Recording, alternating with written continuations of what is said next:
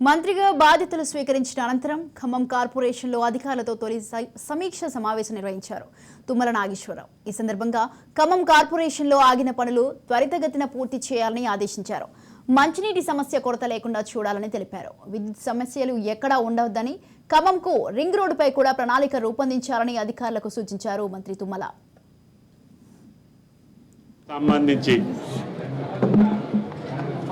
ఇప్పటివరకు జరుగుతున్నటువంటి పనులు, జరగాల్సినటువంటి పనులు, ఇప్పుడున్నటువంటి స్టేటస్, ఇప్పుడున్నటువంటి బడ్జెట్, కావాల్సినటువంటి పనులన్నింటినీ కూడా ఏదైతే స్టార్ట్ చేసి ఉన్నారో, పనులు మధ్యలో ఆగిపోయినాయో వాటన్నిటినీ పూర్తి చేయమని చెప్పడం జరిగింది.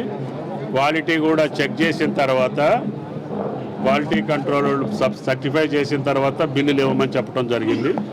ఉన్న అన్ని పనులు ఏదైతే శాంక్షన్ చేసి మధ్యలో ఉన్నటువంటి పనులన్నింటినీ కూడా ఈ యొక్క వర్కింగ్ సీజన్లో కంప్లీట్ చెప్పమని చెప్పింది. శానిటేషను చాలా జాగ్రత్తగా ఉండమని చెప్పాము. అదేవిధంగా మంచినీటి సమస్య కొరతకి ఇబ్బంది లేకుండా మంచినీటిని నిరంతరం సప్లై చేసేటట్టుగా చూడమని చెప్పాము. ఎలక్ట్రిసిటీ వాళ్ళని కూడా వాళ్ళకి సంబంధించినటువంటి కొన్ని ప్రాంతాల్లో కొన్ని లైన్స్ పబ్లిక్ ఇబ్బంది కలిగేటటువంటి ఉన్నటిని షిఫ్ట్ చేసేదానికి అవకాశాలు చూడమని చెప్పాము. మున్సిపల్ కార్పొరేషన్కి సంబంధించి